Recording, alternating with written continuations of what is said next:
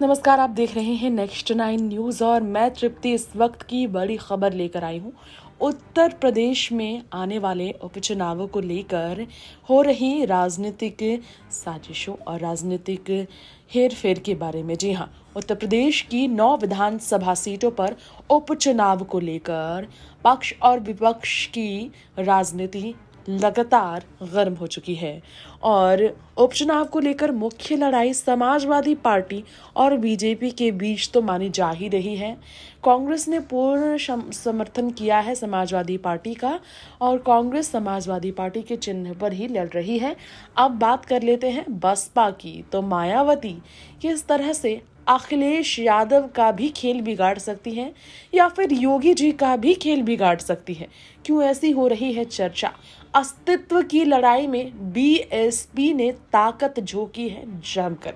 जी हां, आमतौर पर उपचुनाव से दूरी बनाने वाली बीएसपी चीफ मायावती इस बार अपने लिए अवसर तलाशने की कोशिश में है। उत्तर प्रदेश में राजस्थान में उपचुनावों को लेकर फैसला सामने आया मायावती का पिछले दिनों कि वहां पर वो नहीं उतारेंगी अपनी पार्टी के एक भी उम्मीदवार, जिससे भारतीय जनता पार्टी और कांग्रेस को काफी राहत मिली। लेकिन उत्तर प्रदेश में ऐसी नहीं है मंशा मायावती की। सपा सुप्रीमो अखिलेश यादव के लिए लोकसभा चुनाव के बाद विनिंग लीग को बरकरार रखने की चुनौती के तौर पर देखा जा रहा है उपचुनाव को। लेकिन योगी जी भी पूर्ण प्रयास कर रहे हैं, पूरी तरह से जोर लगा चुके हैं कि बीजेपी को अपनी जगह कैसे बनाए रखनी है।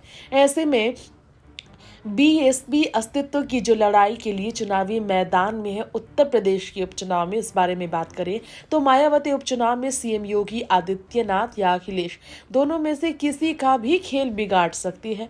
लगातार यही असमंजस है कि आखिर वो किसी एक का ही बिगाड़ेंगी या फिर दोनों का ही खेल बिगाड़ेंगी। चलिए जान लेते हैं इसके बारे में।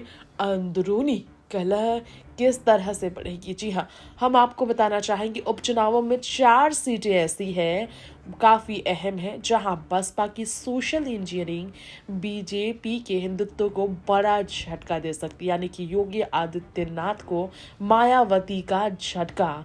उन सीटों पर 4 सवर्ण उम्मीदवारों को मैदान पर मायावती ने उतार दिया है, जिनमें से 2 ब्राह्मण, 1 राजपूत और 1 वैश्य है। अब ये आपको पता ही है कि मुस्लिम वोटर जो हैं खास तौर पर अखिलेश यादव के समूह के साथ खड़े हैं और इसके बाद सीएम योगी के लिए हिंदुत्व की लड़ाई सबसे अहम रही है उत्तर प्रदेश में और इसलिए वो को अपने पक्ष में वो पूरे जोर करते हैं प्रयास सबसे ज्यादा रखने की। तो कानपुर की सीसमाऊ सीट पर पार्टी ने वीरेंद्र शुक्ला को टिकट दिया, तो वहीं बीजेपी की तरफ से सुरेश अवस्थी है। सपा की तरफ से निष्कासित विधायक इरफान सोलंकी की पत्नी नसीम सोलंकी इसी मैदान पर उतरी है। तो यहाँ पर भी मायावती कोई कसर बाकी नहीं रख रही है भारतीय जनता पार्टी को पछाड़ने के लिए। जी हाँ, हिंदू को उतारकर चुनावी मैदान पर। अब मिर्जापुर की बात करते हैं। मिर्जापुर की मझुआ सीट की बात करें तो बसपा ने यहां से दीपक तिवारी को चुनावी मैदान पर उतारा है और प्रयागराज की फूलपुर से बीजेपी ने जब दीपक पटेल को टिकट दिया तो बसपा ने भी जितेंद्र सिंह के रूप में राजपूत उम्मीदवार चुना है ताकि हिंदुओं की ज्यादा से ज्यादा संख्या बसपा की तरफ खींचे और नुकसान पहुंचे भारतीय जनता पार्टी की। लेकिन यहाँ पर मुस्लिम उम्मीदवार मुस्तफा सिद्दीकी उतारे हैं सपा ने, तो सपा की लड़ाई अलग चल रही है। गाजियाबाद सदर बनिया बहुल आबादी वाला वो क्षेत्र है जहां मायावती ने बीजेपी के वोट बैंक को शपथ लगाने के लिए परमानंद गर्ग पर भरोसा जताया है। तो पूरी तरह से बीजेपी के खिलाफ ही है मंशा मायावती की उत्तर प्रदेश में उपचुनावों के दौरान अपने अस्तित्व को बचाए रखने की। ये फॉर्मूले हैं बीजेपी के खिलाफ। यहाँ पर बसपा की इसके बारे में बात करें तो बहुजन के कल्याण और खुशी के अपने नारे पर वापस लौटती हुई बीएसपी नजर आ रही है और इसी तरह से भाजपा और सपा दोनों के लिए महत्वपूर्ण जो सीटें हैं जैसे कि करहल सीट, वहाँ के शाक्य उम्मीदवार को टिकट देना मायावती ने सोचा है।